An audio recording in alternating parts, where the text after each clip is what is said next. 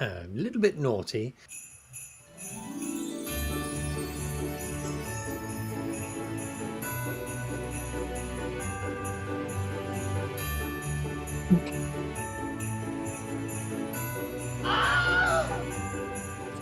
Stupid!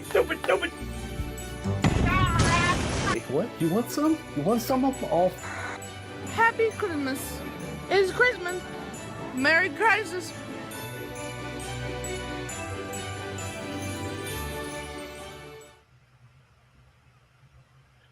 Hello, Oh, my camera's not working. Hold on a second. Dang it. Hold on. Sorry, everybody. In 3.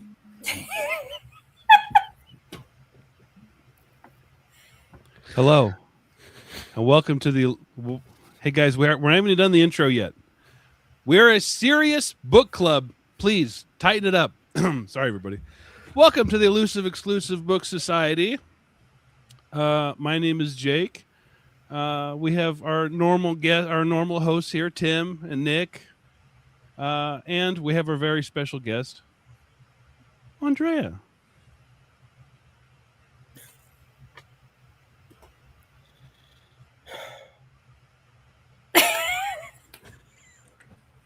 Who's ready to party? I'm sorry, we did not. We didn't know. Well, we have talking. nothing. Me, Tim, and Andreea have nothing to do with this. With what? Oh, we're talking about Amazons, which is a lady book written for ladies, about ladies, by ladies. And I thought, what do we know? And I didn't want Andreea to feel outnumbered, so I'm just helping to bring some feminine energy, just to be supportive. Well, it is giving Wolheim. Oh, that's a deep cut. Nice. And this is a dog book, after all. Yeah, yes, it is. We were going to be joined by the great William Todgerson Jr., but he called me on the phone and he was like, Got my book. He called me on the phone and he was like, "Oh, wait, this is a book about women," because he only writes books about men and Who are made of bad atoms. Who are made of bad atoms and men, yeah, in different. It's all just books about men, maybe to an uncomfortable level. I don't think he's actually ever seen a woman, if we're being perfectly honest. He confided in me that he's actually super gay, which is fine. Like, whatever, we're no judgment here, but like, that's fine. And so, mid conversation, like, well, do you still want to come? He started glitching out, and and then by that time, I don't know, he might be dead. But if not, we'll get him on some other time. And drag more. What the heck? I told you, I'm just bringing feminine. I'm helping to bring feminine energy.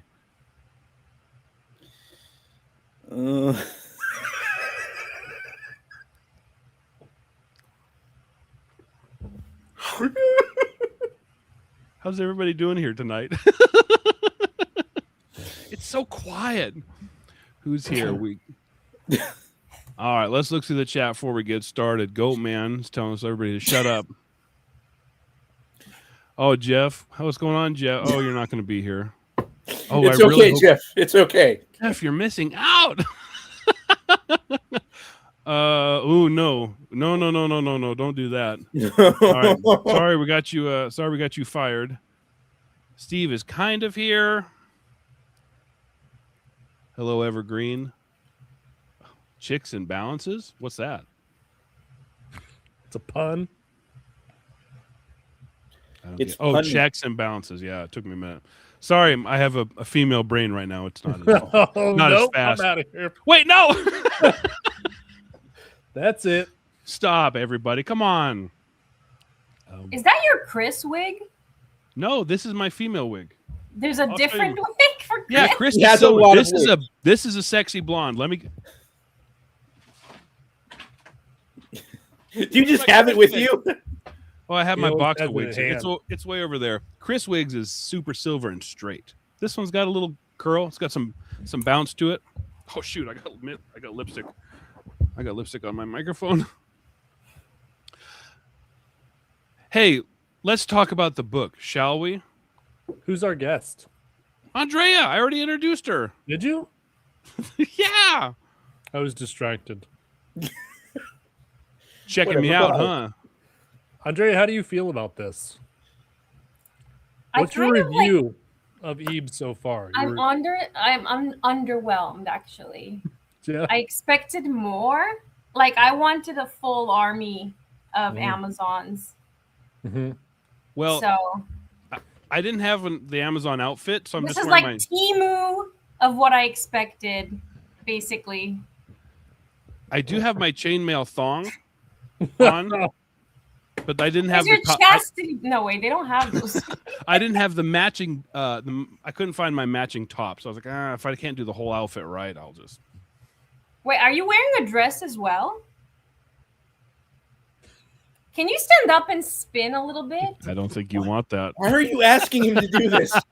Welcome to womanhood, Jake. Let's objectify her a little bit. No. I don't like all these What are eyes you on me. wearing? What are you wearing? Everybody in the chat, start catcalling Jake. No. This is the most anyone's ever looked at me. This might be the best start we've ever had to one of our live streams. Hello, everybody. Can you guys believe that there's 29 people that are watching this in horror right now? So All right. when does it start? It started already. I got lipstick everywhere. This is the first time I've ever worn lipstick, believe it or not. Tim, no, sorry. I'm reading the comments before you get to them. Levi got me. Levi got me. What do you say now? I'm trying to find it. Oh my shoot. gosh. That's Levi, you're dead to me. I haven't gotten your story yet in Weird Frequency. I'm not even going to read it this time. Oh, yeah. I like it. Do it again. Do it again so we can have another clip. No, up yours. Please, no. No. All right. So let's talk about Amazons. Did you all read in the chat? Did you guys all read Amazons? Look, my camera doesn't want to focus on it. It's too busy. It wants to focus back on me. Did you get a different edition than us? Me? Yeah. Yeah, it's doll logo. It's later. It's a later one. It's like the vertical doll logo. Okay. Well, Jake, why did you pick this book? Because you're the one who insisted on this for a while. I insisted on this because I heard yeah, guilty. I insisted on this because I've been wanting to read this for a while because I heard it was good. And I like anthologies. I read a lot of anthologies. Who did you hear it from? It actually won an award. Do you know what award it won? Yes, the World Fantasy Award. Yeah. So they went home with a little bust of Lovecraft. Yeah, nice. And so I know it won an award. I recognize a lot of the authors, which we'll get to them as we go through it. And so I was like, this looks good. It looks legit. It's kind of fun. It's different. It's not just, naked guys in loincloths on the cover, Tim. And so I thought this looks fun. It looks different. It might be an interesting chat. Originally, I wanted to get a bunch of ladies to talk with us, but you were the only one with enough guts to do it. So, thank you. Thank you. I also wanted to read it, so I'm not. It wasn't just Jake. I think that's what surprises me is that you two. First of all, from Jake, I expected for some reason hard sci-fi, and then from you, I expected. I don't know. But this was 92% Tim. Well, I had never even heard of this book until Jake brought it up a few months ago. And I was like, oh, that sounds pretty cool. And it's got some authors in it that I like. So, I mean, I was excited to read it too. But, we'll get to it. Love you, Ben. Don't encourage him, Ben. Please. I got to say, I get it now. You know what I mean? You get what? Well, I don't want to say, but no, say it. I look good, right? I don't think I've ever looked this good. It's been a while.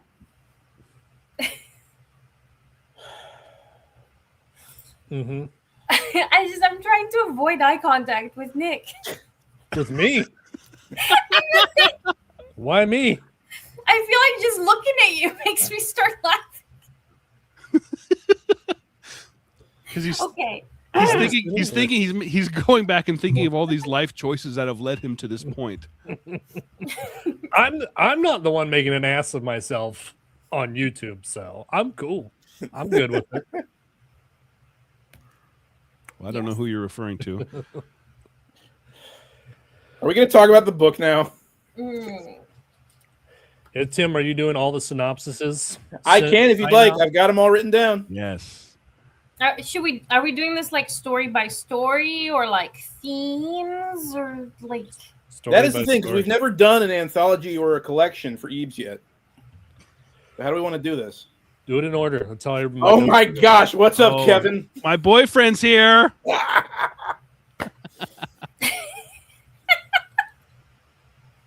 There is so much lore. There's too much lore. There's too much lore in this little corner of YouTube. There it really is. But like, someone needs to write a book on it. Like, it's too much. I'll do it eventually. All right. So, should we start with the essay? I mean, the introduction in the beginning. I didn't read it. Oh, Good. I never read stuff like that. It's not just this. I never read them. If I like the book, I'll go back and read it. But I never, because they spoil stuff in the beginning or they set expectations. I don't know. I just think I don't want to read it. So I didn't. Well, I didn't read any of the author blurbs before the stories either. You didn't? No. Did you two read the author blurbs or the editor blurbs? Well, so I read the introduction, and I was so pissed off at the introduction to this book that I refused to read the author blurbs because I knew it was written by the same person. I was like, I don't care what she has to say about these stories. I'm just going to go into the stories blind. Oh, wow. Yeah. I read every single one of them. And I wish I didn't. Well, can we talk about the fact that honestly, I was with the introduction for the first half because we're bringing up all this. Apparently, the impetus for this anthology was that they wanted to get together and write a bunch of. It even says on the cover, heroic fantasy stories. So sword and sorcery, in the tradition of Robert E. Howard, as it's often put, it's sword and sorcery short stories, but from a female perspective, and that's cool. That's awesome. I'm down with that. And that's what it mainly talks about in the first half. But then in the second half of the essay, as you called it, rightfully, it goes off on this tangent where, what's the name of the editor? Jessica Amanda Salmonson? Or Salmonson? I don't know. Yes. She basically goes off and is like, so yeah, women have never had like prominent roles in sword and sorcery. And if they do, they're always over-objectified and treated like sex objects, and they're just there to look hot on the cover of the paperback or whatever. And I'm just boiling in my seat reading this introduction, thinking, I guess this woman's never read Jarell of Joyry, Tales from Earthsea. I should have written down a list of all the fantasy that came out before 1978 that features female characters who aren't objectified, and I don't know. I cannot stand when people come at a subject matter from the point of this ticks me off, and so I'm going to reverse everything and then tick everyone off, on the opposite end of the spectrum. I don't know. So it lost me in the second half of that introduction. Oh, like overdoing it, I think. Yeah. I think, yeah, I know what you're saying. When did Silverglass come out? Did you guys ever read Silverglass? Oh, I know what you're talking about, but I don't know when that came out. That might have been 80s, actually. I'm not sure. I have no idea. You've read some of those books, haven't you, Nick? Yeah. Yeah, they had female characters too. Yeah, it was the 80s. Because at first I thought it was a mystery of who wrote them, and I knew that it was a female author. And I thought that it was her. I thought that it was Jessica Amanda Salmonson. And then someone figured it out that it was actually these other two ladies because there's a quote from Jessica Amanda Salmonson on the cover. Gotcha. I was excited to read this because it had a bunch of authors that I'd been wanting to read and was always curious about. Oh yeah, dude, like me Tanner too. Lee. It has Andre Norton. How many Andre Norton books do we have? I've never read one. It's true. This is the first time I've ever read Andre Norton. So C.J. Cherry, yeah. Yeah. Well, this was Andrea. This was your first fantasy, right? First. No. I thought you said it was. No. I'm gonna go back and look at our text messages. I think you did. I've been reading Robert E. Howard for the last 3 months. That's not fantasy. That's not fantasy. Sword and Sorcery, but this is Sword and Sorcery. Tell it, Tim. We'll get into it later. Okay, we'll get into that aspect later. Oh, we're gonna get Tim fired up. Okay. Yes, so ready? Can I present my point of view on this book? Absolutely, please. So I went in this book a little bit reluctant. You know, it took me a while to be on board. And I was putting it off because I thought it was going to be a very military type of sci-fi or fantasy that's just like war. And it's like, oh, just female warriors. And it's just going to be, oh, like she's a warrior and she's strong, but she's a girl. And then everyone's like, and she takes off her helmet and it's like hair in the, you know. And I just felt like that's what I was expecting. And I was a little bit put off. And then I just kind of started reading them. And I was like, okay. So then I did what I always do, Nick. What do? I made a chart. Yeah. Whoa! Yeah, you made it. Oh, that is printed. Okay. I mapped everything out. Every story, every author, every theme. And then I assessed it.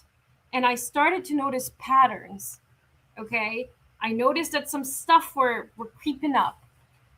So then I did a little bit of research because I felt like I need to understand the historical context. Like this book needs to be contextualized or else it's shit. Because if we look at a book now, given all of the fantasy that's come out since from both women, men, and anyone else, it's like, it's a lot better than what came out in 1979. And this was the first anthology to include mostly female authors. But then I looked as to why it came out like in 1979. It's at the tail end of second wave feminism. And second wave feminism was not about getting the vote, but it was about more the social sphere and women, not just like in the workplace and stuff, but a big point that they had was marital rape, for example. So things that were still completely legal in the 70s. So I looked it up. In the United States, the first rape crisis center was opened in 1972. They criminalized rape in 1974, but the last state to do it, which was Oklahoma, did it in 1993. And the woman couldn't get a credit card until 1974. And this book came out only 5 years later. So I was like, okay, so all of these themes that I'm seeing, which we'll discuss later because it comes up, like they're there for a reason, and they're trying to flip some stuff or draw your eye to some things for a reason, right? And once I understood that, this book went from like a 2-star read to like an almost 4 stars, because I was like, okay, in its historical context, kind of cool, right? And then I even tried to, when I was convincing myself that it's not worth reading, I was like, well, let's see who else was nominated that year for the World Fantasy Award. And I think the nominees weren't great. So I was like, oh, well, maybe it was just like the best anthology that year because the competition was kind of slim. But then like when you take all of this into consideration, it was like, okay, it makes sense, kind of, right? Valid points. Thank you, Nick. That was good. Yeah, you did some research there. No one could get a credit card. Bringing facts and charts. Facts and charts. And context. I know. We don't do context here. Oh. We just yell at the screen and surface level only.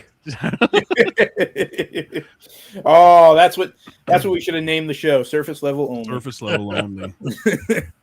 And so, yes, the essay in the beginning, I say it's an essay because it's an introduction. It's very long.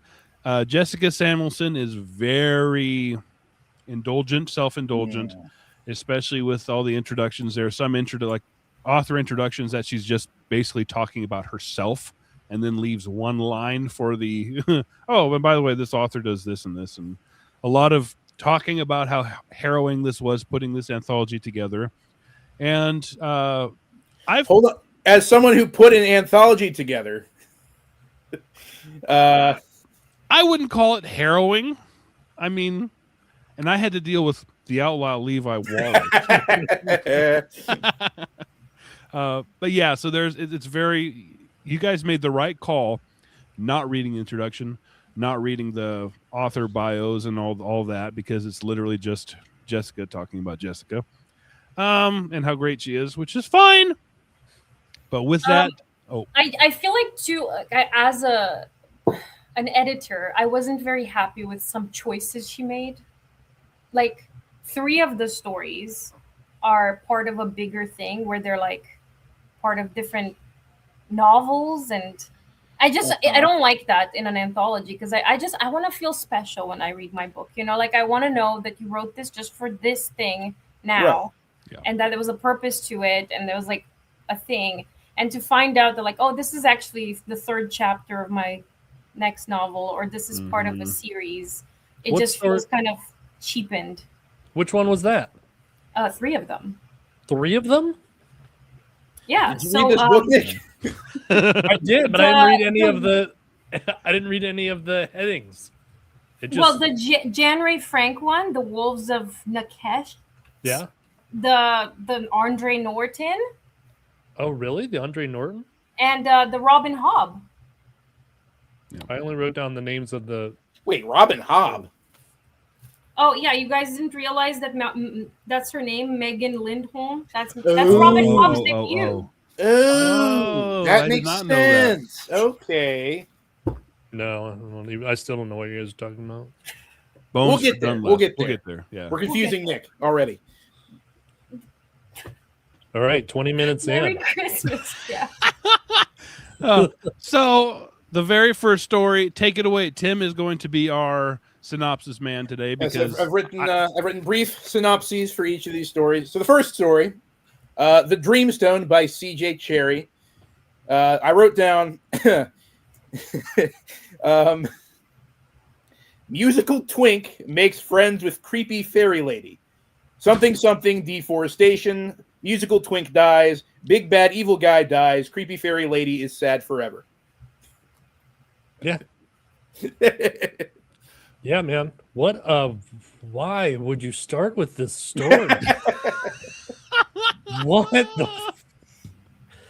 I was like, this is supposed to grab us? This is something that should have been like, in every anthology, it does have those little tiny stories that maybe not, they're not the best, but there's some appeal to them.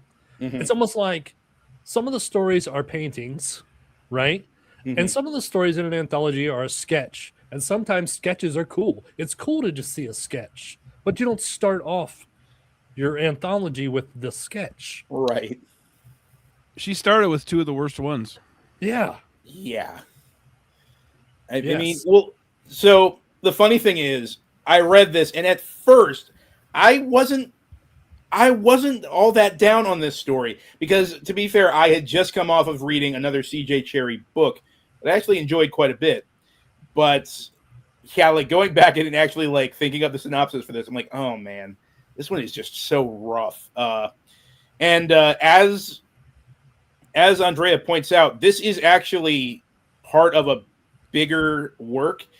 This would eventually end up as part of the book. I think it's called The Dreaming Tree, which is like a fix-up novel that C.J. Cherry put out. That's like 3 or 4 different stories involving this character. Well, I'm not reading that one.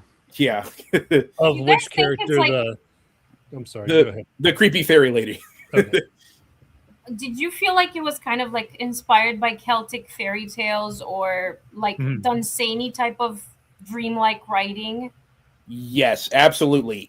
It's very much, and I will admit that's another thing that I did kind of like about it. The fact that, I don't know, you bring up any kind of mythology in your fantasy, I'm down. So from the beginning, it's very much pointing to, Celtic mythology.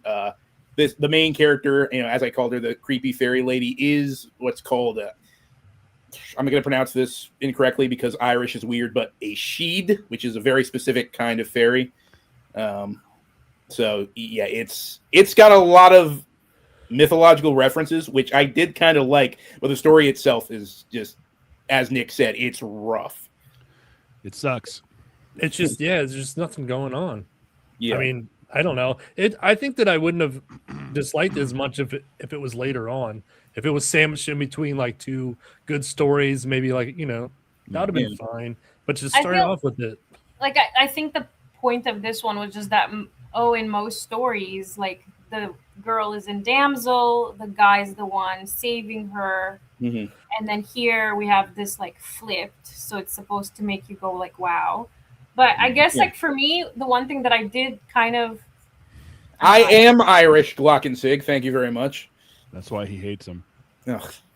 I found one thing kind of interesting is that he also was sort of like at the hands of like male violence in a way, So like it's almost like male violence affects everyone, right? Like maybe that was it. I don't know. I don't know. She also became the damsel as he went to go save her. That's true. Mm-hmm. That's true. Like they took turns, just like being victims and being like saviors. It was really wishy-washy. It was very fable. And it's hard to get into. Personally, there were a few like that though. I'm not in. Yeah, personally, I'm just not into the fable style. To be fair, that is CJ Cherry's style. Her Morgaine cycle books, which are the two that I've read so far. Her style very much approaches everything from this kind of distant. This is like a historical account kind of thing. That said, the main character of the Morgaine series, you do kind of get in his head a little, but for the most part, she does approach it through this kind of epic scope of, like you said, Nick. It's very fable-esque, I guess. So no one liked the beginning. No one liked the first story. Horrible swim. We didn't like the introduction, and we didn't like the first story. No. Off to a great start. Yeah, this is a rough start. But then we get to the Wolves of Nick shit. Yep. Yeah, that's about it. The Wolves of Nick shit. Are you serious? No, it doesn't. No, it says it right. What are you talking about? That's what it says. That's what it says. That's how I read it. Yeah. Okay, well, you read it wrong. It's Nakesh. But this is by Jan Ray Frank. Is that how you pronounce that? Jan Ray. For this one, I wrote, Big Butch Warrior Lady is exiled from her tribe. She rides multiple horses and fights wolves that turn out to be dead people. This somehow gets her back into her tribe. And it sucks. Yeah. It was. What do you think, Andrea? Well, I thought that they were like half werewolf people, but they're not werewolves. Like, I didn't really understand what they were. I think the implication was that the wolf wrangler, whatever this guy was supposed to be, was like imprisoning people and putting these magic collars on them that turned them into wolves. I don't know. That was my take, but my eyes were glazing over reading this one. There's so many different names and interactions and conversations and fights, and now this person's arguing and this person's mad, and then this, and I'm like, I don't have a clue what's happening. Yeah. There's way too much action and way too many proper nouns in this story. Oh man. It was I have a note that's like you're just thrown foreign names, land, culture, backstory, and this tiny little story. And it is very like ambiguous. It's like they're werewolves. Like why are they upset with this lady? Like she left her. This is the one where she leaves her homeland. Yeah. Well, she's like an exile, I guess. Yeah, but it doesn't really say why. Mm-hmm. I don't know. It sucked. But it makes sense now that I know that it's part of a bigger story. Yeah. Would you go read that story though? I mean, my last note here is it was I didn't like the writing style for this one, honestly. Nope. I don't know. There was entirely too. That's the thing. I love action in my fantasy. There was entirely too much action in this story. Like it was just crammed in there. Yeah, I liked the action. Like she wrote good action, but that's what I'm saying. Like the things that were happening were good, but we didn't understand. Like no setting was described. We didn't know where these characters were in the world in relation with each other. And so like, I'm seeing, oh, like people are getting bit by wolves and like slashing and there's blood. And I was like, oh, that's cool. But yeah, but like the stakes, the setting, the way they interact with each other, none of it felt very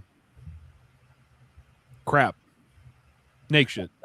It's just I think it was part of a whole story. I was reading a chapter in a story. Yep. Yeah, she is the little protege guy and his sister. It's never explained who they are. No, what they the relationship is. Yeah, it's just right. It's part of a bigger story. I don't know. I don't think it stood very well on its own.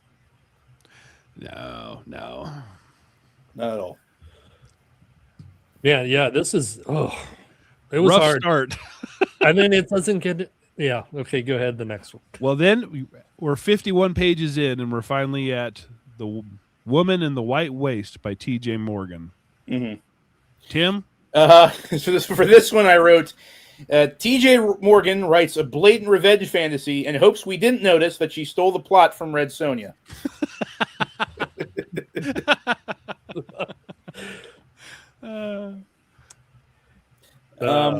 To be fair though, I didn't summarize it up all that well in that one. It's what is it? It's this woman who she's kidnapped from her family by like these. No, there's an invading party to their village, and The they kill Jarl everyone. people. The Jarl, that's right. Yeah, And then they like pass out the women that are remaining, and she's the last one standing because she's unattractive. Right. Yeah. And so he's like, "All right, all of you boys, go ahead, get her."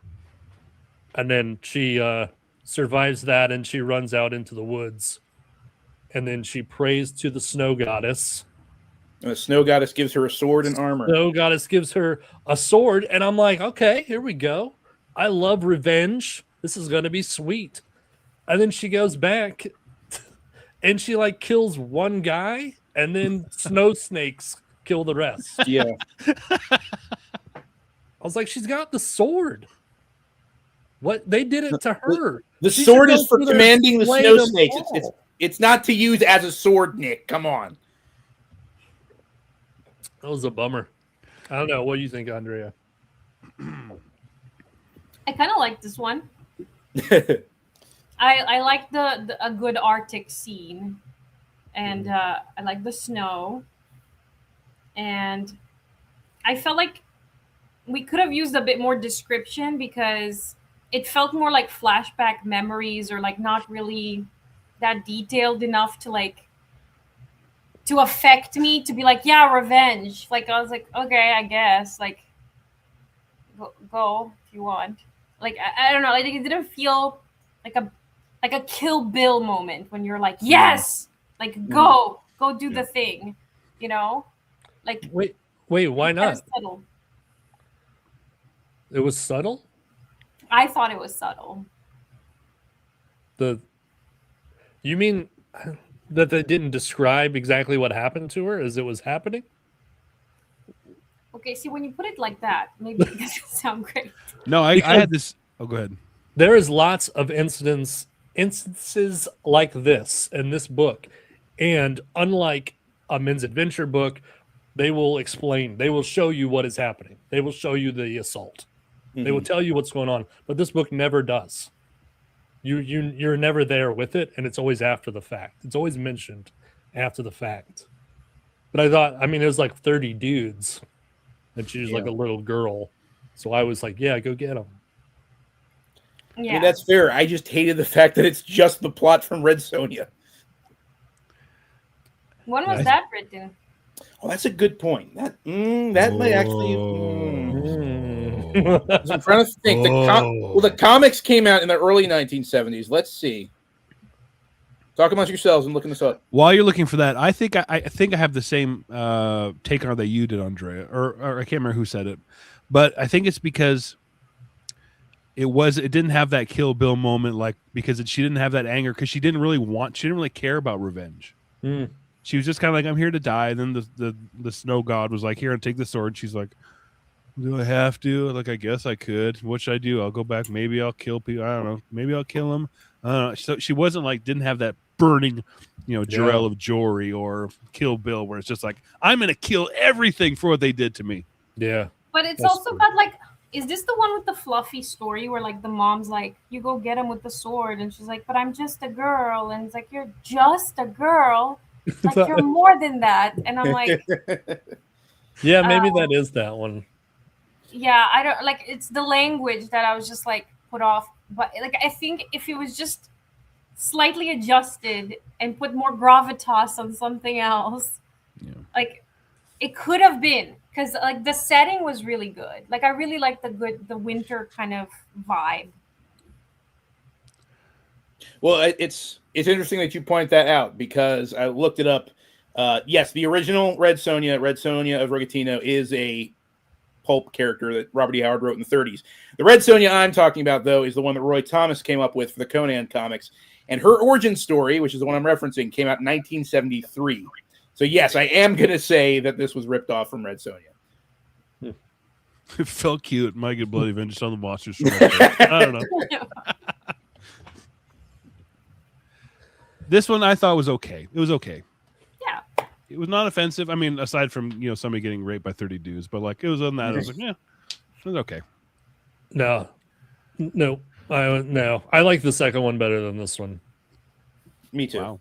I can't believe she didn't come through with that sword and just hack everyone to pieces. But the fight was legitimately cool when she's fighting with the guy. Once you actually started fighting, that was interesting, I thought. There's just one guy. That's okay. She All of them. sliced him to ribbons. It was fun. Then snow snakes. And then snow snakes, yeah. That don't impress me much.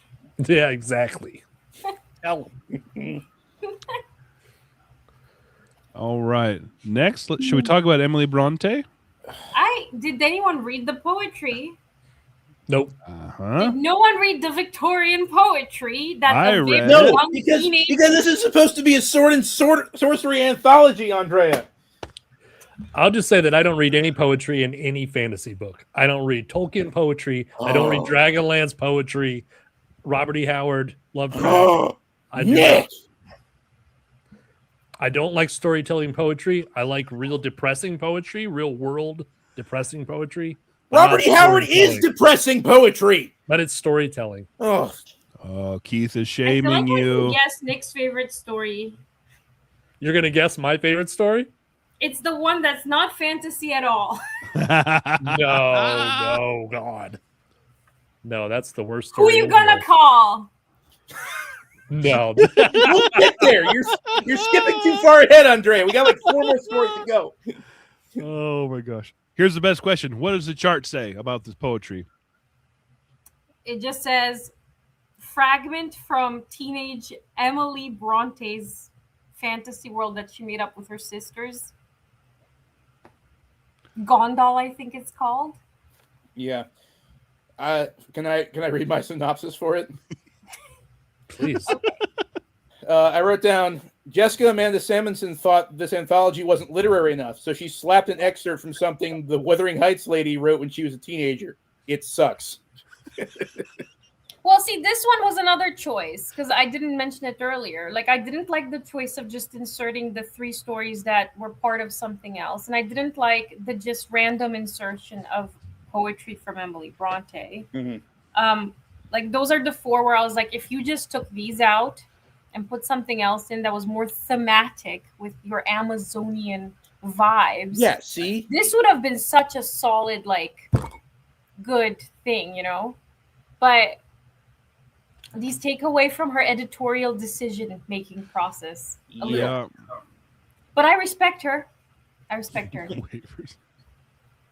need that on record. I think she did a great job for 1979. You're just saying that because she's still alive. Yeah, Nick, you shouldn't have said that.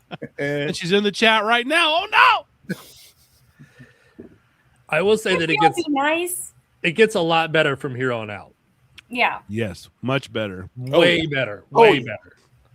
I mean, I'm not saying that every story is a home run, but it becomes what I think the cover is, what it says it is. Yeah. Okay. Also, can we talk about the cover for a second? Because it was painted by a man, right?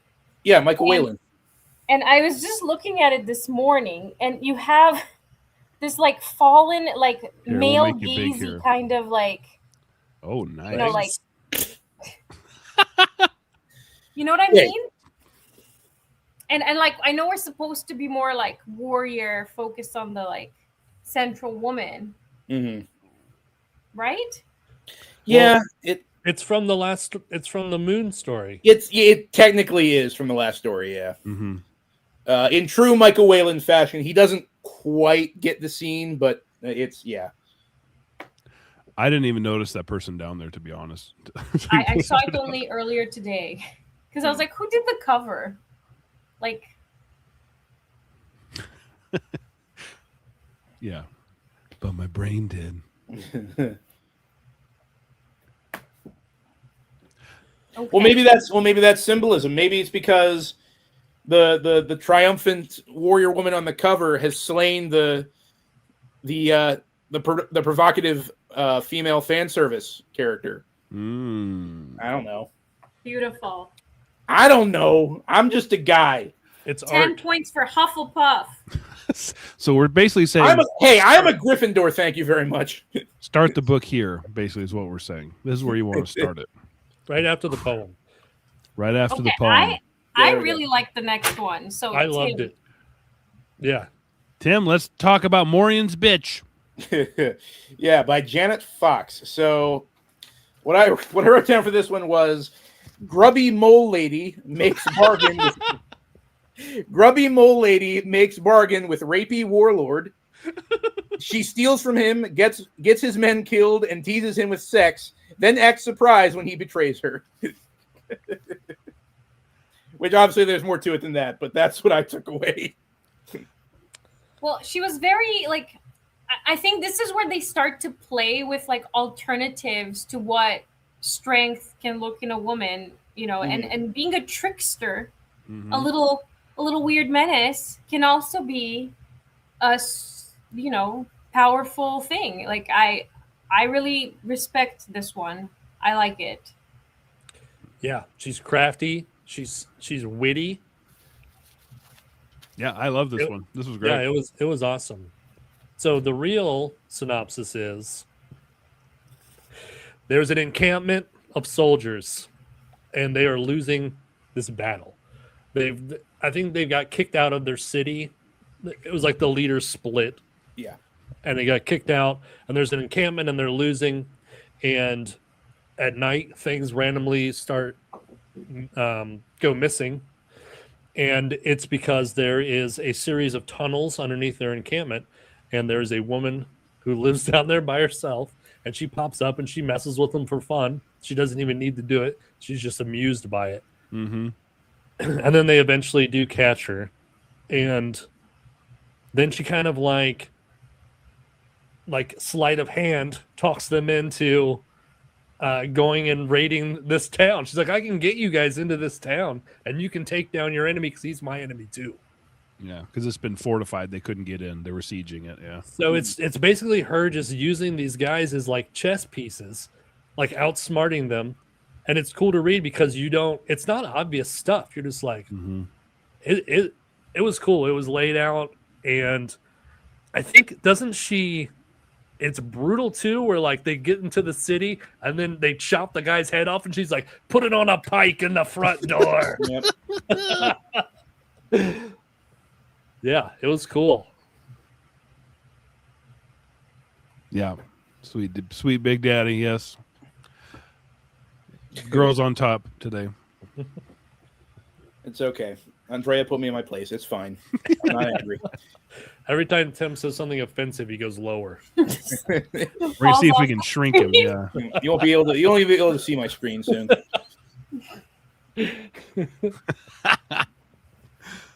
I will say though, I liked the story in the first half. The second half maybe it's just me. It reminded me way too much of Game of Thrones, where everybody's stabbing each other in the back, everybody's raping each other, and it's like, oh, can we just? I don't know.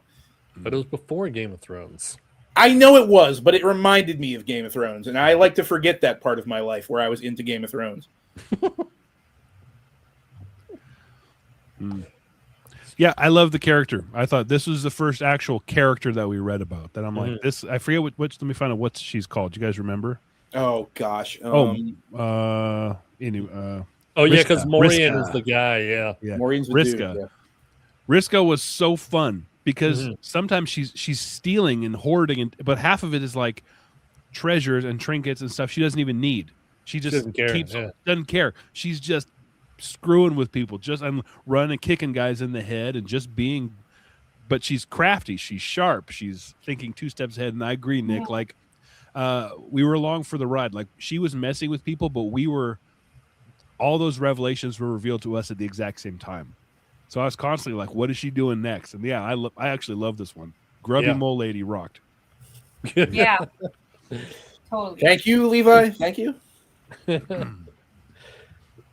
All right, next is the Charles Saunders story. I can't wait to hear Tim's synopsis. Yes, it's going to be as smart-assy as all the rest of them. Let's see. Yeah, it's not going to be. It's like, finally a guy. No. I was all just these as smarmy women with this stories. one. I was just as smarmy with this one. I can tell they were man fingers smashing this keyboard. Would you like to do the summary then? No. Okay, fine. All right, so this is Agbewe's Sword. I hope I'm pronouncing that correctly. This was by Charles Saunders. I wrote, African warrior concubine goes on a quest for magic sword. She attains godlike powers and routs an entire army single-handed, but is sad because a tree died and she doesn't understand how saplings work. Nailed it. I like this one. I actually really like this one. It's a gift that you have. Well, you like this author, Tim, right? I do. I read his fantasy fix-up, Imaro, last year. It was one of my favorite books from last year. He's a very good sword and sorcery writer. But no, I enjoyed this one. I didn't think it was as good as some of the other stuff Is his I part read. of that other thing you read? Because is the world? Does it relate to the other? No, I don't think so. They both take place in a fictional Africa. Yeah, but I'm pretty sure this has not- nothing to do with Imaro. Yeah. Like Wakanda. No, it's not Wakanda. It is Wakanda. Yeah, It's not Wakanda. it's Wakanda. Oh my gosh. Well, this I thought was funny because Jessica Salmonson is lying because after talking about how much she's like, this is a collection of women for women, not for women, but a collection of women stories written by women. Then she goes for Charles Saunders' story. It was never my intention that Amazon's be an quote all woman anthology. Oh gosh. And then she basically goes for a page and a half explaining how at the last minute she read the story and was like, we could squeeze it in. Well, do you think that maybe she ran out of stories? Do you think that's possible? Because I'm wondering, why did she pull the Emily Bronte poem? And then I was thinking, was this an attempt at intersectionality here, for example? Maybe. What are we working with here? Because maybe she was just like, I need 13, or she had 11 or something. I don't think so because, and this is my thoughts. I just don't think she had a very good editing eye. There's a lot of errors in this too. I don't know if you guys caught those errors. There's a lot of errors. I'm like, oh geez, another one. Oh, another one. Good gosh. And the font here is really squished. She crammed a lot. It's a really small font. Normally there's 32 to 36 lines. per page for these old style books, and this has like 40 something, and so she really crammed a lot in here to make it fit. So I just think she couldn't trim and edit and just I'll do this and this and this and this, whereas she should have, I think, cut a bit. This was Levi says, We'll get there, Levi. We'll get there. take it easy, we'll get there.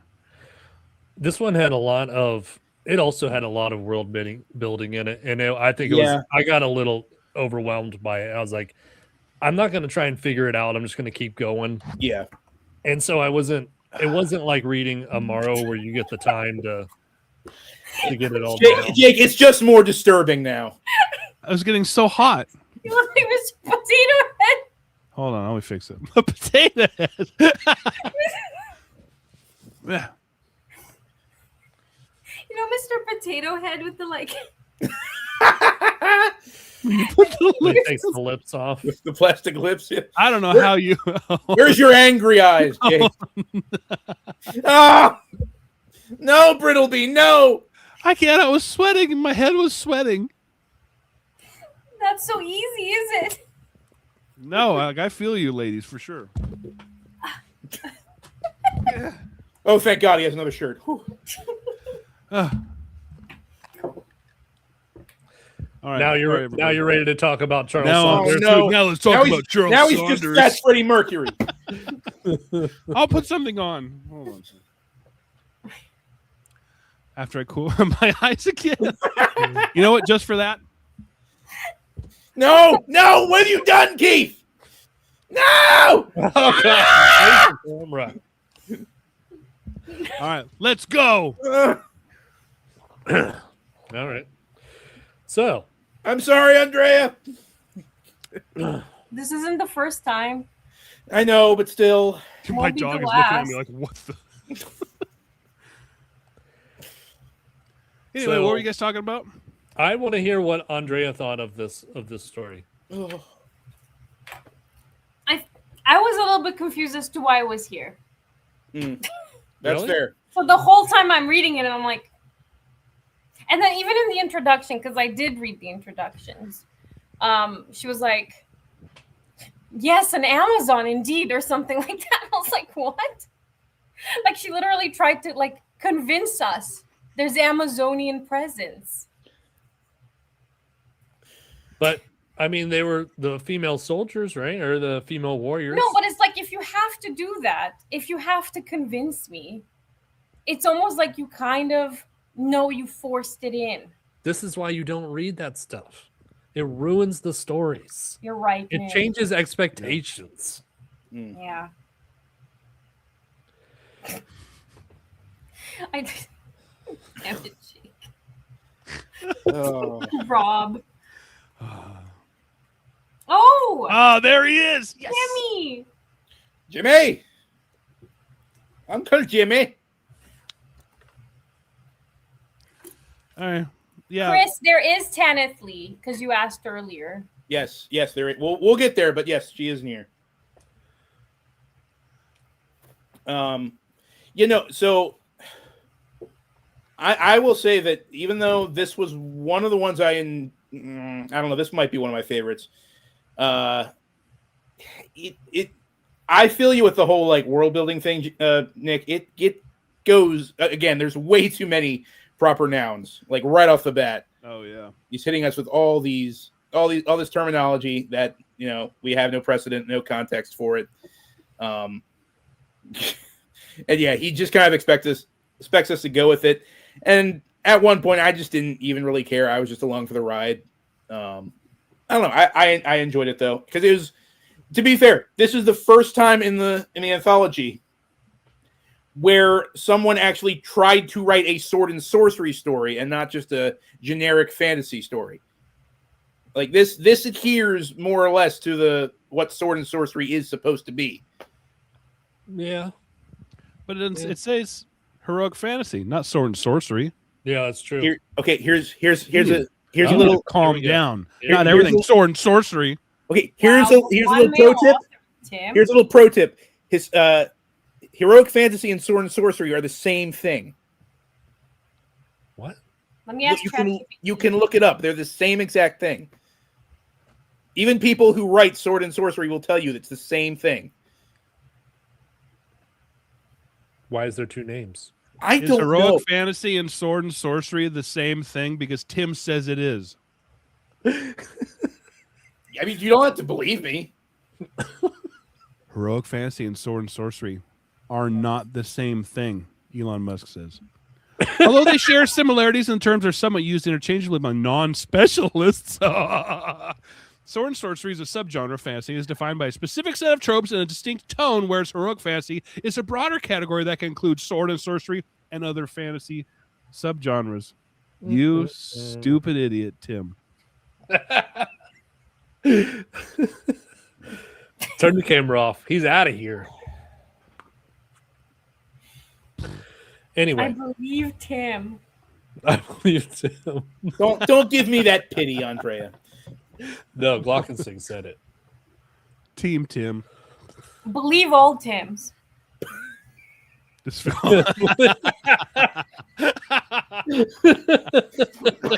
Oh god. Yes. Oh, I should have invited him on. That'd been great. Oh. That's right, No. Sephiroth. It's not a Never lie mind. if you believe it. Never mind. I knew I shouldn't have said anything.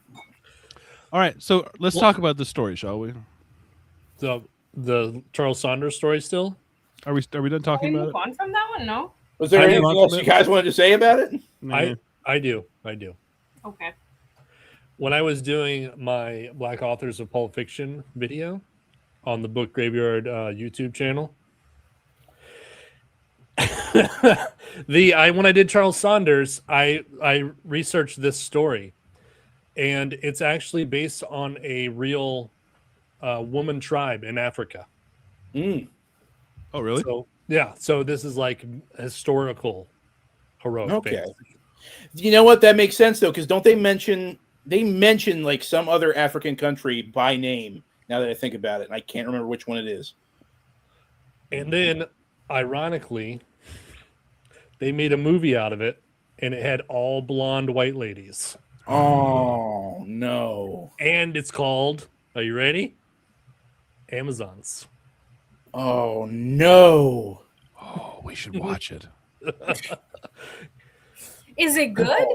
Oh, I don't know. Nick, I haven't seen it. Nick, I think I know which one you're talking about too. Hmm. I think. Oh my gosh! And it's like super skeevy too. And you might be like, well, gee golly, that's offensive. How did that happen? Charles Saunders helped write that movie. Did he really? Oh my gosh! Watch party. Let's do it. We need to figure out how to do this. There's so many movies we need to watch. Sorry, Jimmy. Willie Todgerson died. Like, it's kind of tragic, but we don't know if he's to be honest, did he ever really exist? Sorry, I had to find out this way. I don't know.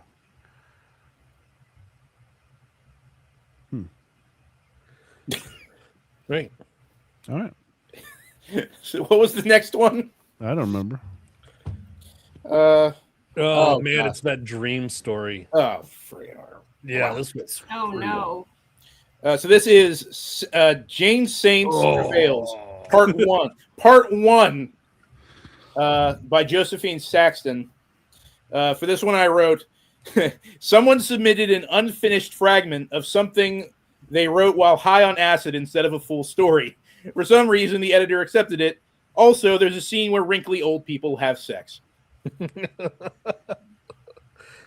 So for this one, I don't know why, but I got kind of like fixated on the daughters thing. Like Yeah. And I was thinking, okay, this is just me thinking outside the box, just trying to look at this from like a feminist critical lens, okay?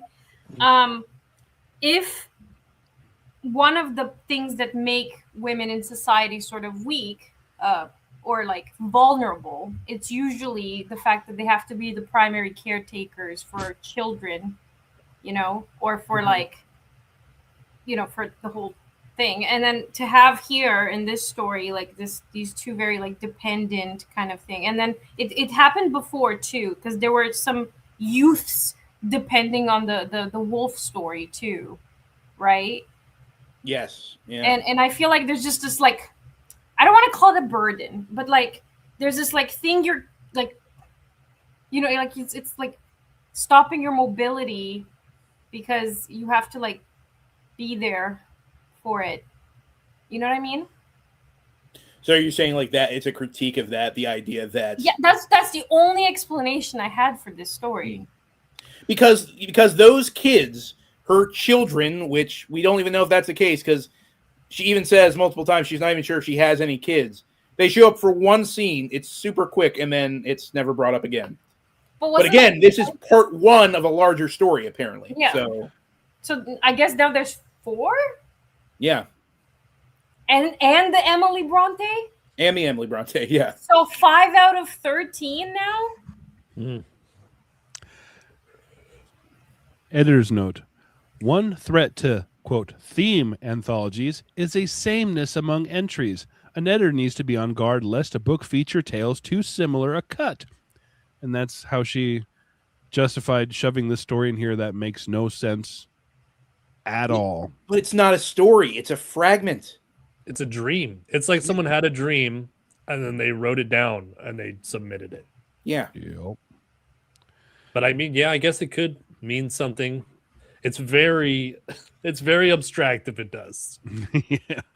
It's like a painting where they throw paint and it's just a bunch of flashes and they're like, this means this. Jackson Pollock style. But even then, Jackson Pollock's whatever. I don't know. I did not like it. I liked one aspect. I liked the fact that they put blood in a little oven and made a little man out of it. I thought that was cool. No. No. Yeah, it was. I don't know. I don't know what to think about it. Yeah, I was just like, huh? Okay. It needed context, is what it needed. I think that what you said, Jake, where she's explaining, like, you can't have all the stories the same, that the next story is a good example of that. Like, it doesn't mean that you got to put something stupid in there. Mm. Like, The Sorrow of Witches is something that's totally different, and it is just a sketch, and it's good. It's decent. You know, it's not terrible. Yeah. Which I think that's like The Sorrow of Witches is in a perfect place in this anthology.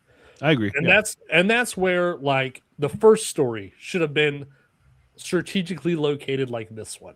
Like that's what it is. Mm-hmm. And it would have been much better, I think. Anyway, I'm mansplaining again. Crazy. Again. All right, Tim. Sorrow of Witches. Right. So The Sorrow of Witches by Margaret St. Clair. I kind of like this. What's that? I like this one. I did too. But I wrote for the synopsis. Powerful witch queen gets the hots for hunky warrior dude. He dies, but she uses a spell to bring him back to life every night so they can boink. Then her husband finds out and makes her stop. Powerful witch queen is sad forever. And that's it. That's really Correct me if I'm wrong, but didn't she just keep his limbs in a chest? No, they chopped his limbs off and she scooped them all up and put them in the chest. Yeah, because later on she mentions his limbs again. Well, and so the whole time I'm thinking it's just his limbs. No, when he was killed, he was hanged and quartered, but then she collected up his body parts, put him back together, and brought him back. Are you guys sure? I'm pretty sure. Yeah. Because I reread a certain part because I'm like, what? That's whack. And then the whole time I'm like, so it's not even like this guy that she's in love with. It's just like his limbs have become a glorified, No. No. Because I remember thinking this is like a kinky Frankenstein. Yeah. As if Frankenstein wasn't kinky enough. Andrea, what do you think? Are you with us still? Yeah, no, I just remember really liking this one line from this story, and it was like right at the beginning. If witches are glad, it's because they have. I honestly can't read. Sorry, still. Who wrote this one? Is this Margaret the one with the? Sinclair. Oh yeah, Yeah. she wrote lots of gothic books. Mhm. Yeah. Can someone read that? What was it? What was the line? It's the top of page 118. But it starts on the other page. It's just like one line, but it's just really funny. I don't have my glasses. If witches are glad, it is because they have purchased joys beyond the common at the cost of their souls.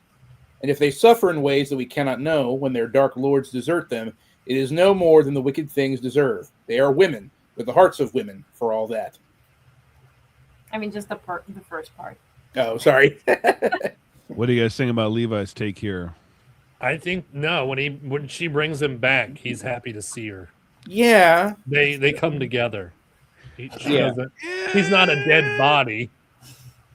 I thought it was just limbs that she was like. Okay, well, we already mentioned that. You're wrong. I'm sorry, Wrong. Jake.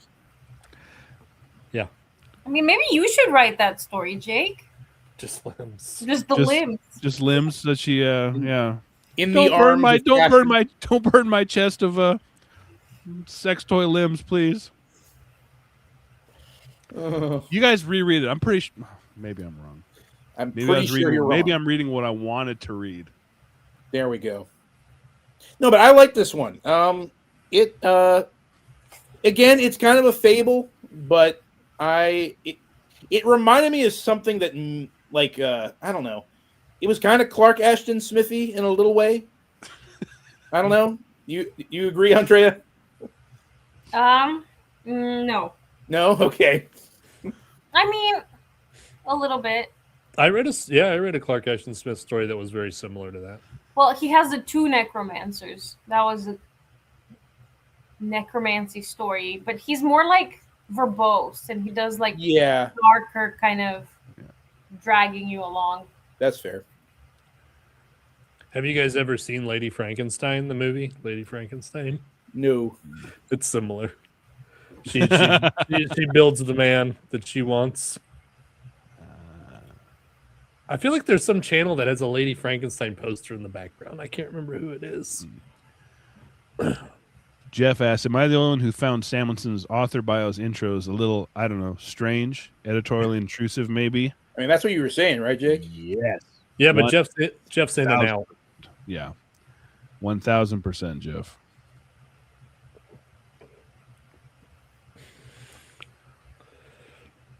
All right. What's going on in chat? I have no idea what they're talking about. They're talking about the movie Necromantic. It's about, doing it with dead bodies. Ooh. Brian brought it up. Of course, that checks out. out. All right, moving on. Sorrow of Witches. It was all right. It was good. It was a good sketch. That's fair. And the next was Falcon Blood by Andre Norton. For this one, I wrote, castaways wash up on a deserted island. They find a spooky temple. Dude with pet falcon gets hypnotized by statues. Girl almost gets hypnotized by statues, but doesn't. I know, it's a terrible synopsis. I didn't really know what to say about that one. There's a lot of background too. Mm-hmm. But was this one? You guys said that this was one of the ones that's a longer story. It's part of a series, I think. Is it? Okay. I thought this was awesome. Which World Series? Oh, okay. Really? Yeah, because I think I have an Andre Norton cover where the guy has that bird head on. Oh, okay. But I thought that was the cover to Beastmaster. I don't remember. No idea. This is the first Andre Norton I've ever read, so I don't know. Yeah, this was cool, especially when they get to the top of the mountain, and there's all the stone statues of all the people. Yeah. It was such a cool visual. It kind of reminded me of the Jarell of Jory when she walks up to the castle and there's all the bodies. Oh yeah, oh, I love that story so much. Hell's Guard. It is, yes, Levi. Oh man, see, I want to go read Jarell of Jory again. That book's so freaking good. This one was fun, I thought. It was I like this one too. Yeah, She's a librarian, right? Yes. Andreea Norton. Yes. Oh, okay, I didn't know. Yeah. Mm-hmm. I put that this was a love story. Spell of the Witch World is number 1.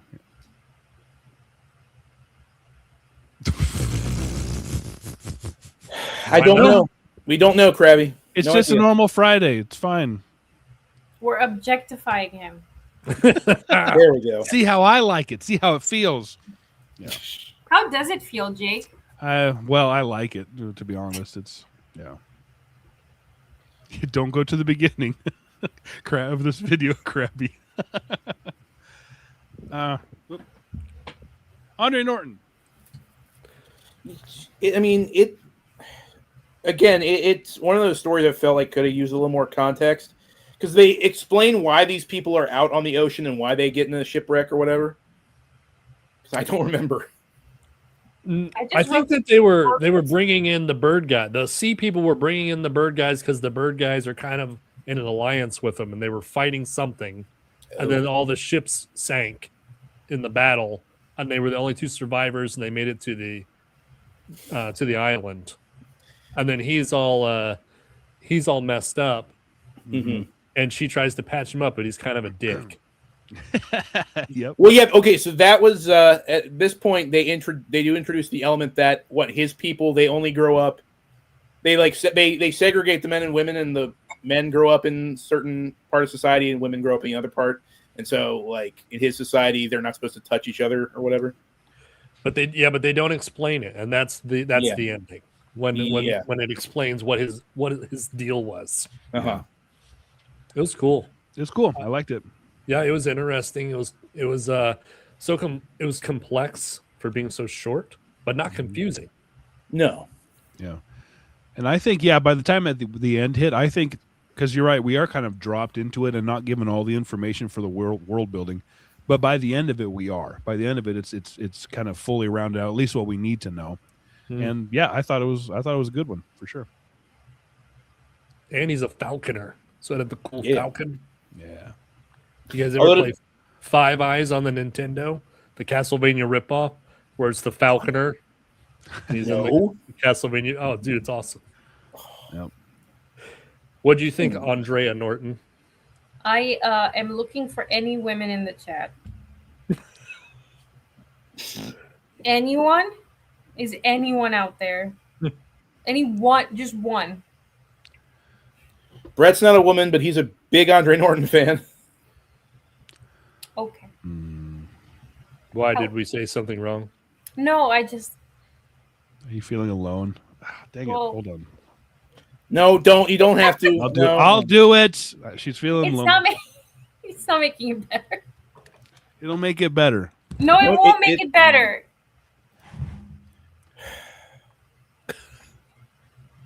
Jake has not learned from his experience of reading this anthology. You learn nothing.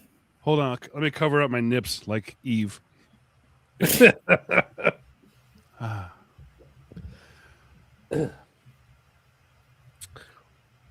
Well, I don't know. Back on top. What did you think, Andreea? I'm speechless. It's not about Jake. It's about the story. Oh, well. Yeah, we don't care about Jake. Just ignore him.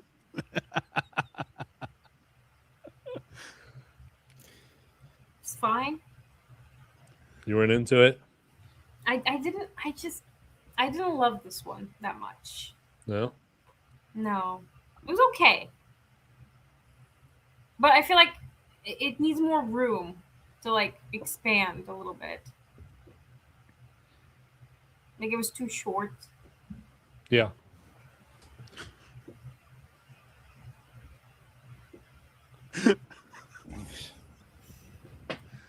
What's the Venus, is that the one with the old Da Vinci? That's the one that was the most popular one. Do you know what I'm talking about? Oh, where she's coming Yes, out the of the. Birth of Venus. The Birth of Yeah. Venus. It's I not love Da that thing. Vinci. It's Botticelli. Damn it, Nick. Why me? What did I do? The Birth of Venus. What? That's what he looks like. I didn't say anything. Do. I would never talk about anything that smart. I don't know. No, the answer no, to that's that you. stuff. You totally said it. That's No. what you meant. Oh, No. whatever, Nick. We saw you bust out a I didn't violin earlier. I said true. nothing. I don't know what you guys are talking about. Yes. Yeah. Please no. It's a great Please painting. no. I'll do that for the thumbnail. I'll redo the thumbnail for this. If it seems like we're stalling, we are, because the next story we have to talk about is A the rape. trigger warning. Yes, The Rape Patrol by Michelle Belling. I wrote, someone finished this story but submitted it to the wrong anthology. Editor accepted it anyway. The man hating is strong with this one. So Elephant in the Room. This isn't even a fantasy story. No, So it takes why is it place in here? modern time. Well, yeah, no, it felt very like I really want to compare it to Ghostbusters and Dexter. You know, Dexter, who's like, I'm gonna Yeah. seek revenge on my own and do my Right. own thing, like Batman, but only for this particular crime. And then they like also corner people and like, did you do this? Like, what if they just said no? Like, I don't know. It's just so weird. I have a feeling that those characters don't care, is the thing. Yeah. I think that this was probably very cathartic for someone to write. It And probably very- was. Very cathartic for some people to read. But other Not than me, that, though. other than that, I don't know. It was so, and I was like, okay, I get it. And I read lots of stupid adventure or action books with this type of stuff, you know, vigilantes and stuff. And I wasn't opposed to it, but it wasn't even good in that aspect. It was just written like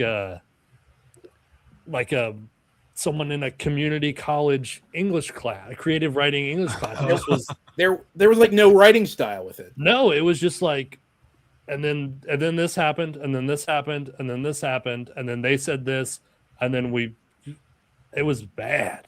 Let me tell you what the intro said.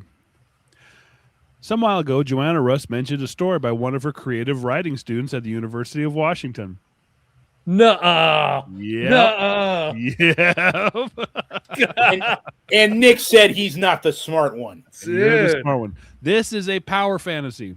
It's a bunch Nailed of it. women friends who sit around drinking white wine and making sandwiches, and then they get the call. Someone's been raped. They go kill the guy.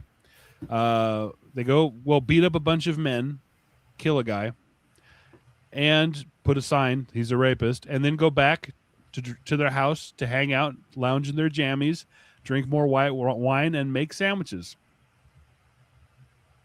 It was, yeah. I think it was The just sandwiches was kind of a weird ending too.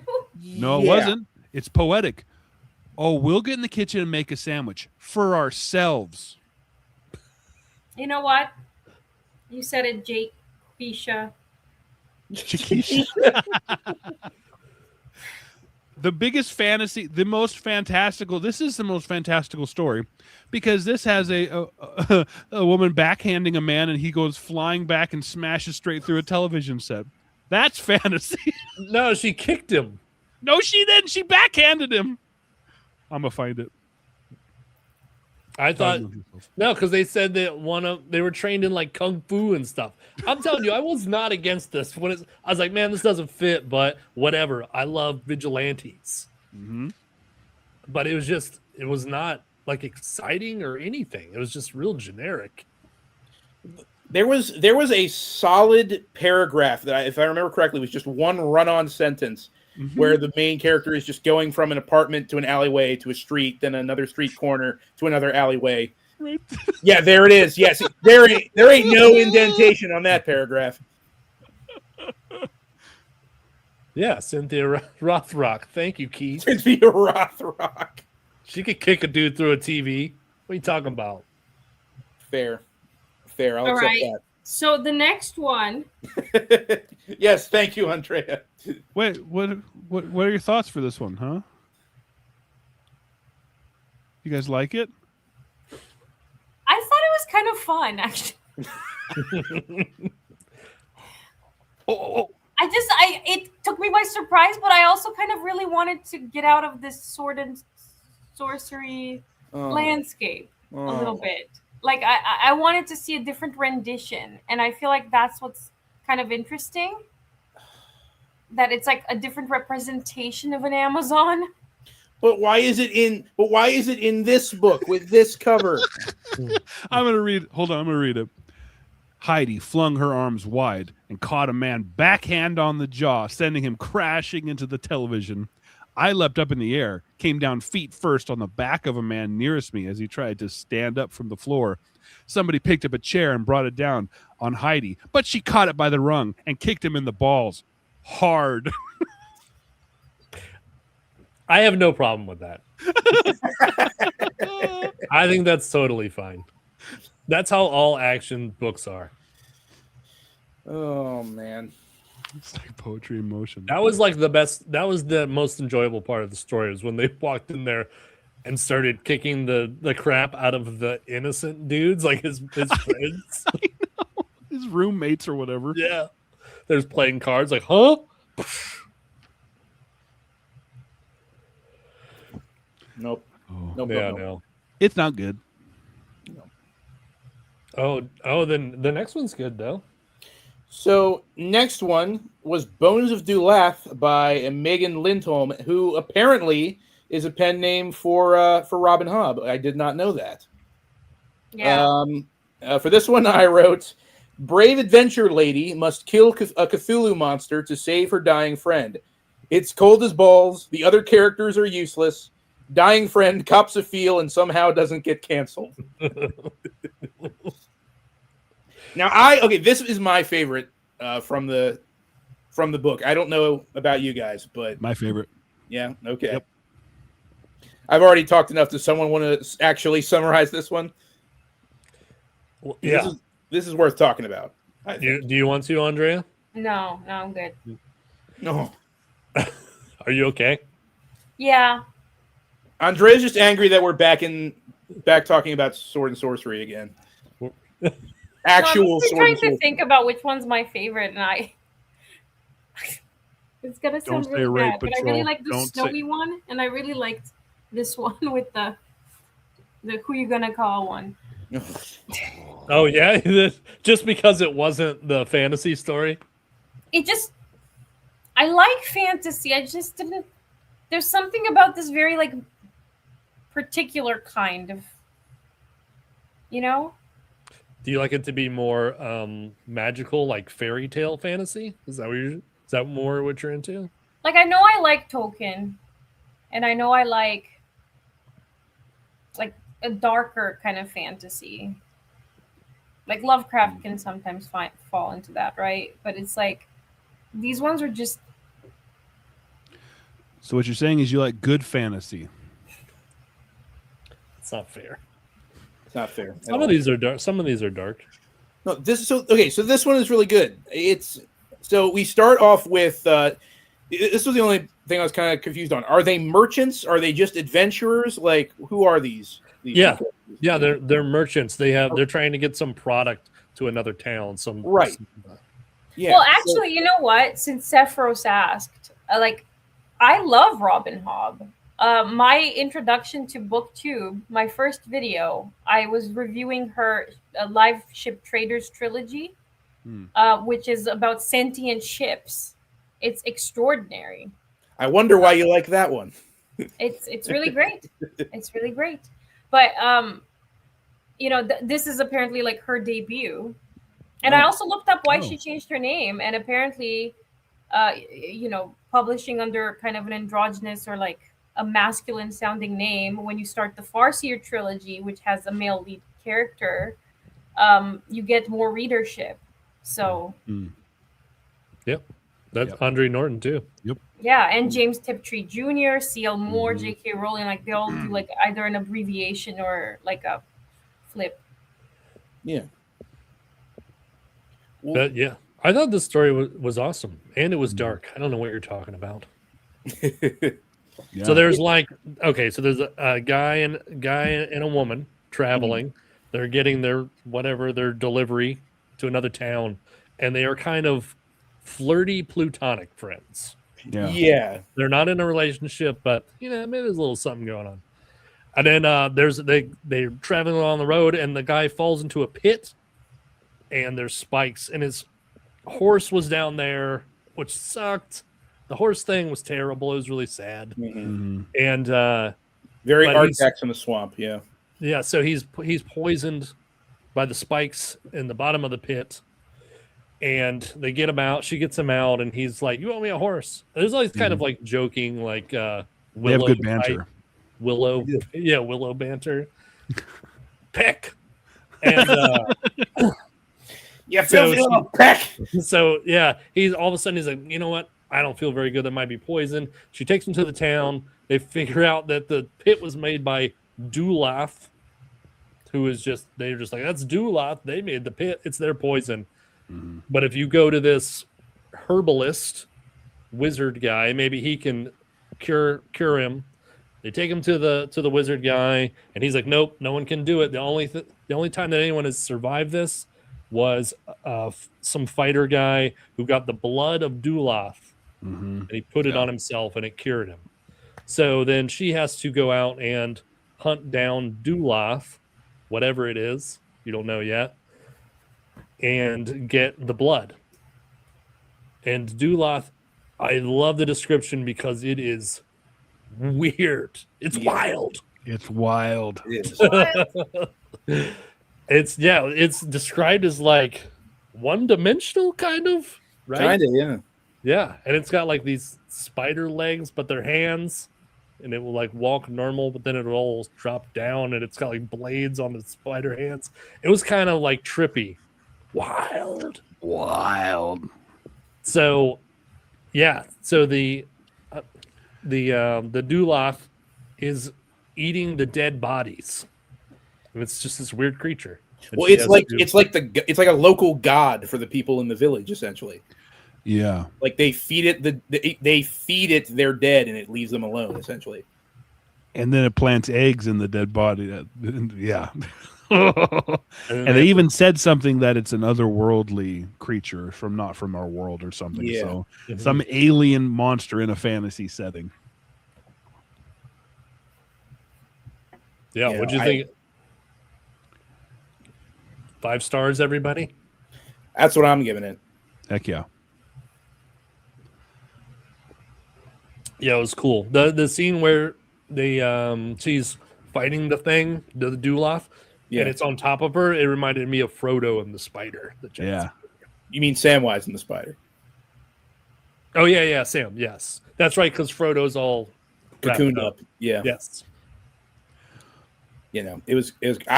I kind of love the scene where they're back at the herbalist's hut, and it's right at the end. She finally gets the blood. She's going back to the herbalist's hut, and the whole time the herbalist has been basically trying to kill slowly, like mercy kill her friend and steal this golden ring that he's wearing. Yeah. And so when she barges back in with the blood, the old guy is like trying to pry the ring off of this poor guy's finger while he's like paralyzed on the ground. Yeah, he's bloating up. Yeah. He's like, give me that ring. Yeah. But even that wasn't like hyper dramatized. It wasn't like, stop it, you, and put Tim down. It was, she just shoved him out of the way. Like, out of the way, I got something to do. Yep. Like, it was just, it was cool. It was cool. I liked the character work in this story a lot. Yeah. Yeah. Which it makes total sense now that I know it's Robin Hobb, because apparently she's great with characters. I've never read any of her stuff before this. Yeah, I still think that I like the Mole Girl story better, but I like this one a lot. Yeah, maybe that one's my favorite because she's a little bit of a trickster with the tunnels. Yeah, that's my number 2. It can go either way. They were both really good. I was definitely I was so bummed by story 3, but after like the Morians bitch, the Dusai story, the Charles Saunders story, and I liked the Star of Witches and the Falconer, and then this one, I was like, you know what? Maybe this is pretty good. Mm-hmm. It's just like some poor choices at the beginning. Yeah, the latter half of this anthology is definitely stronger than the first half. Oh yeah. Could you imagine if it started with this story? Oh my man. gosh, dude. We'd have Todgerson with us. Oh, All right. Anything else for Dulath? We only got 2 left. We can make it. I feel like I'm talking too much. Am I, Andrea? No. No. I'm just a little short on time. Oh, let's go fast. Northern Chess, and you can leave anytime if you have a hard out. You can leave whenever you need to, Andrea. My Cinderella move. No. Northern Me too. Chess. Me by too. Tanner- I'll turn back into a giant ugly guy here shortly. Go Man has a question for Andrea. Did I miss it? Well, I haven't read that many. I just read her trilogy with the ships. I didn't even read all of this stuff. It's just when I entered BookTube, Robin Hobb was everywhere. Like in 2018, there was like the Hobb Along. It was like a reading thing. Like everyone was reading Robin Hobb. Like you almost felt weird being on BookTube without reading Robin Hobb, which is why it was my first like entering BookTube book. I've never even heard her name before. Really? Yeah. You're the only fantasy channel I follow, Tim. Oh, okay. That's fair. So Northern Chess by Tanith Lee. For this one I wrote, and again, I actually like this story, so I don't know why I gave it such a smarmy synopsis. Tanith Lee writes 2/3 of a really cool story about a group of knights laying siege to an accursed castle. Then she gets to the end, panics, and hopes we won't notice that she ripped off the Return of the King.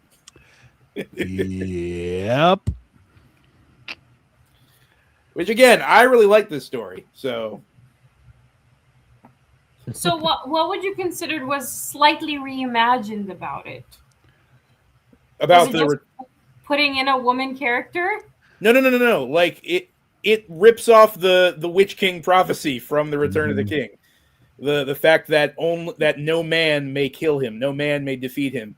Literally. You think she doesn't do anything different or add to it anything No, at all? no. Okay, that's where the smarminess comes into play. Like I said, I do like this story. I just thought it was kind of funny that at the very end we get the same resolution that Eowyn's plot with the Witch King got in Return of the King. Okay. Yeah. Plus, she totally manipulated and gaslit that guy into going and almost getting himself killed. But she felt bad about it. Yes. He had it coming. He gave her shit. The second she showed up, all she did was stand up for herself. He was just a little bitch. No, and had she to run started away it. and prove himself. She started. I thought that was the guy in the first story. Let's find it. She started it with him. He was just like, "Hey, how's it going?" And then she's like, "I can kill you if I wanted to." He's like, "Oh." No. You're thinking of the wrong guy. There were 2 knights that she meets at the beginning. Yeah, the The guy that she eventually gaslights into going off to the castle. He's rough with her from the start. It's the other dude that was cool. I don't think You're so. wrong again, Jake. I've never been wrong. I knew you didn't take notes for these EEBS episodes. I knew it. I don't take notes for these. I didn't even take notes. I just know I'm right. Do you, Tim? Guys, I made a chart. Well, what does it say on your chart then, Andrea? It says, it's a medieval fantasy tale. Okay. Yeah. And soldiers in an army. Yes. Yeah. Oh, okay. Do you guys think that this is her homage to Jarell of Jory? It feels very Jarell, doesn't it? Mm-hmm. But isn't her name too like Yes. Jacel? Yep. Jacel, yes. I thought that this was her homage to Jarell of Jory. It could very well be, because when she finally does get to the castle, it gets trippy, and like she can't see what she's fighting. Everything's very like it's physical, but it's like, is it physically happening to her? It's Yep. It's sword and sorcery with the sword not prominent. Like she kicks ass of the dudes or whatever, but when it comes to the main conflict, it's not. It's very Jarell of Jory. Very different. I'm gonna say yes, that she is riffing on Jarell. That's what I thought. I thought it was an homage. Yeah, maybe. I didn't read Jarell. You should. It's much better than this book. It's legitimately awesome, and it's weird. Very cosmic fantasy, cosmic. Well, yeah, I mean they're actual weird awesome. Tales. Yeah, pulp stories. So yeah, you'd love them. I have heard of those. Wait, hold on, Andrea. Have you never read Seal Moore? I think I followed along with you guys on Chamblot. Because I have not read a Seal Moore story that wasn't good. She's amazing. There's some Northwest Smith stories that aren't as. I think the bar was raised really high when I read Chamblot right off the bat. Oh yeah. So the other ones were kind of like, it's cool, but I've only read 2 of those so far. I read Chamblot and it was in the Weird Tales, my Queen of the Black Coast Weird Tales. What's it called? The Scarlet Dream. That one's really good. But I haven't read any of the other Northwest Smith stuff, so I don't know. But she's good. I love C.L. Moore. She's amazing. Yeah, this was my first Tanith Lee. It was awesome. I liked it. I liked it a lot. Yep. It was all right. It was all right. Sorcery and sword. If you want to get super technical, I guess. The last one. We can do it. Andrea has a heart out. We can do it. We've made it. Go. Stop wasting time, Tim. I know. Moon. All right. I'm sorry. So here it is. Okay. Last one is. I can't wait to hear your synopsis for this one. It's a single sentence. The Woman Who Loved the Moon by Elizabeth A. Lynn. It's the cover story. The only thing I wrote, it's one sentence. The moon is a really petty lesbian woman, apparently. Excuse me? The moon. The moon. I wrote that this was a fairy tale. It kind of is, yeah. I wrote that it was a Japanese fable. It sounded like they read a bunch of old world Japanese fables, and they're like, I'm going to do some European version of this. It could be. I don't want to bring like our own book into this because that would be marketing and wrong. So, but have you guys noticed that there's 13 in here, and the last story is the cover story? Oh, yeah. And there's only one person of the other sex in the book, okay? Like, also the best story, probably, in our case, at least. And I'm just saying that maybe our editor really admires this editor so much. Oh, yeah. And modeled the structure after it, I think. But what if your editor only read this yesterday? But that'd be crazy. It would be.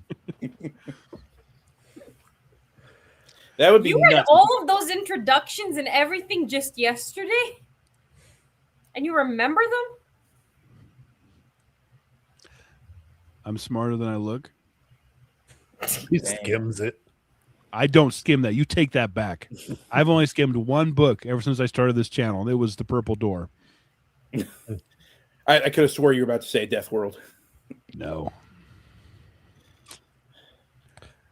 Did you guys like The Moon, whatever it's called? I just wrote The Moon.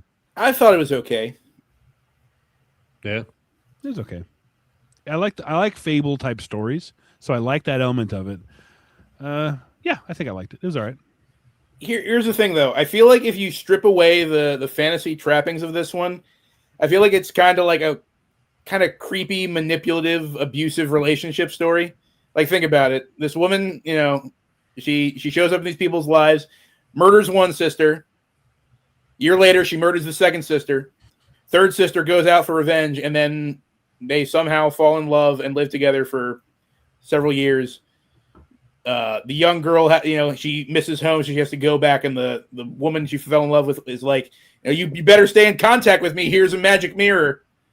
And so she does, but then in the end she's like, it's not worth it, and she destroys the mirror, and once again she's sad forever. Yeah, it's very Fable. Yeah. It's almost like if Snow White hooked up with the evil witch. Kinda, maybe. Because the moon lady is coming down to kill these ladies because they're too attractive and too badass. Oh yeah. Well, no, she comes down to kill them specifically because everyone says that they're more beautiful than the moon. So, yeah, that's what I said, Tim. That's exactly what he said. That's a great analogy. It is if Snow White fell in love with the evil queen. I was really bored this morning, and I looked up the etymology of the word lesbian, and I found out that we only called them lesbians since like the 19th century. Before that, we used to call tribade, which is a Greek word for to rub. And then in the 19th century, there was scholarship around Sappho the poet, and she's from the island of Lesbos. Yeah. So if you're looking for lesbian literature pre-19th century, you wouldn't look for lesbian. Make a note of that, Tim. Put it in the chart.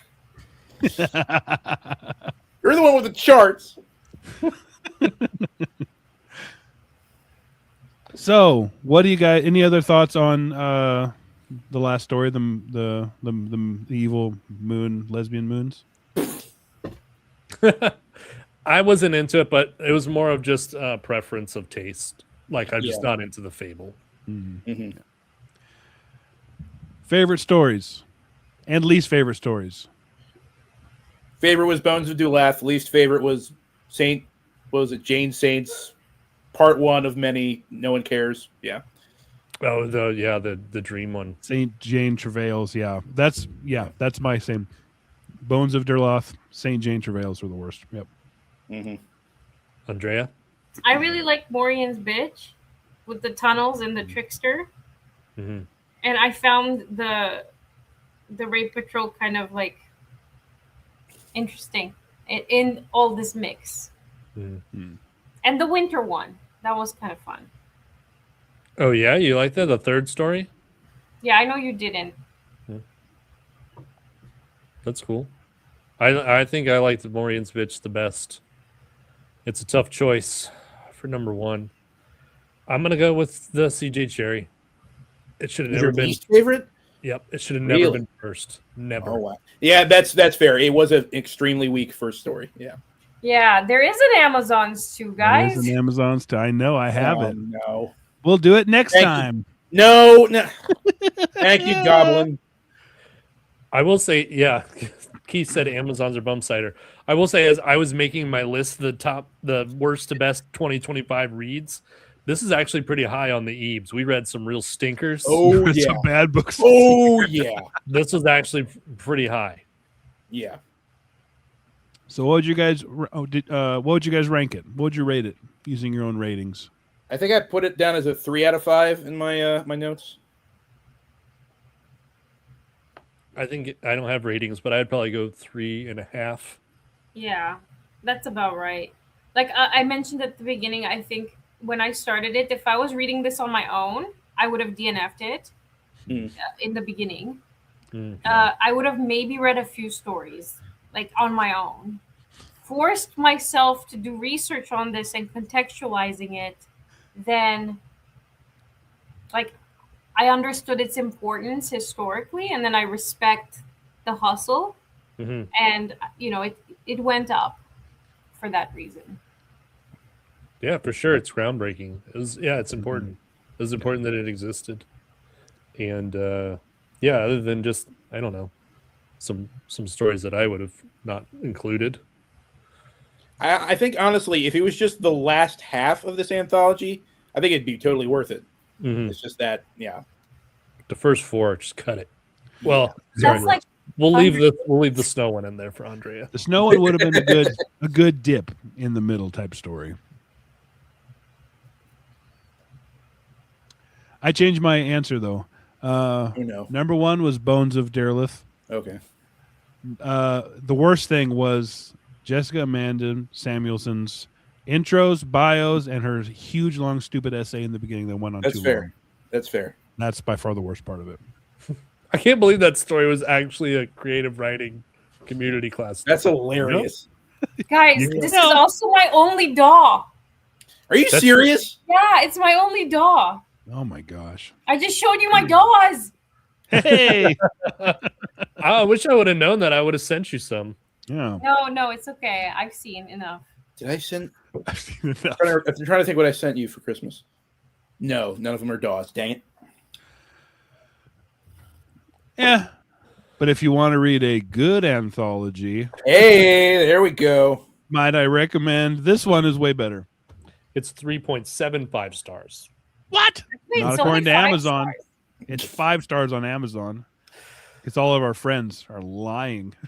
You know what we should have done No. is gone through our anthology and tried to match it up with the Amazon's. So it'd be like, this person was this story. This. Oh person no. I don't want to know That'd who be I am. cruel. Do you think like the drawings are the Emily Bronte? Richard's cartoon. Yeah. Because it's Oh, like, yeah. how does this fit in, kind of thing. Okay, now I want to play this game. Hold on. Who's Rape Patrol? Oh, I'm don't. afraid that I'm afraid that it's gonna be mine. I think it's yours. That's why I matched it up with you. I thought you were going to go with that one. No, because Nick's story's actually good. Because it's the overaction one. Yeah. I don't know. Yeah, I get it. That's what I thought too instantly when I thought about it. I was like, damn it, I think I'm the rape squad. Yeah. Am I the rape squad? I might be the rape squad. All right. Well, this has gone on too long. I think we should end it. What do you guys think? Nick. Team Nick. Well, thank you, Andrea. Will you please be a guest again sometime? Please come back. Yes, but I'm picking the next book. That's fair. Fine. What are you picking? We'll see. There might be some mountains. There might be some madness. Okay, I like that one.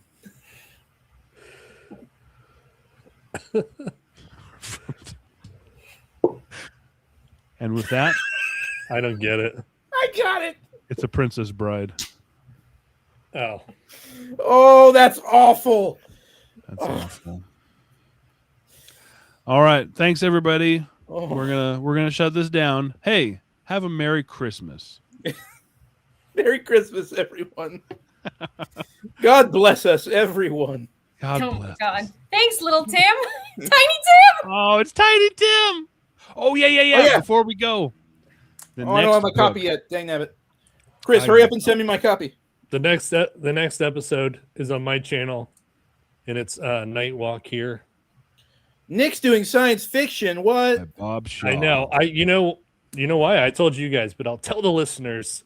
Is Tim started it because he picked the assignment series, did. which is the espionage one. I did. Because we usually pick within our own realm, and then Jake picked the sword and sorcery heroic fantasy. So I was like, you know what? I'm going to pick a sci-fi, and I bet I can do it better than Jake. I bet you're right. So there we go. It's Nightwalk. Bob Shaw and our guests are Rob from L Space Archives Yeah. and Keith from Tau Zero. No. That's cool. He's It's fine. January 17th, and it's at 7 p.m. You guys gonna remember that? It's the 17th. Sounds good. All right. Merry Christmas, everybody, and a Happy New Year.